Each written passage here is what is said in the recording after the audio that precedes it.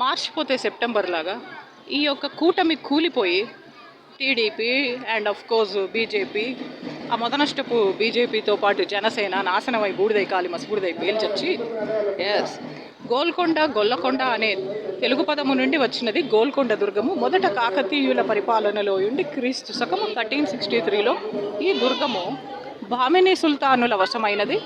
వారి పతనాంతరము కుతుబ్ షాహీ వంశ సంస్థాపకుడైన సుల్తాన్ కులీ అంటే 1518లో గోల్కొండను రాజధానిగా ప్రకటించి 1543 వరకు పరిపాలించి తదనంతరం జంషీద్ కుతుబ్ షా, ఇబ్రాహీం కుతుబ్ షా, మొహమ్మద్ కులీ కుతుబ్ షా అండ్ సుల్తాన్ మొహమ్మద్ కుతుబ్ షా, అబ్దుల్లా కుతుబ్ షా మరియు అబుల్ హసన్ తానీషాల పరిపాలనలో ఈ దుర్గము సర్వతో ముఖాభివృద్ధి పొంది వీరిలో మొహమ్మద్ కులీ కుతుబ్ షా తెలుగు సాహిత్యమును పోషించి చార్మినార్ హైదరాబాద్ నగరములను నిర్మించుటయే కాక దక్కనీ కవిత్వమునకు నాంది పలికినాడు. అబుల్ హసన్ తానీషా కూచిపూడి నృత్య కళను ఆంతరించి పోషించెను.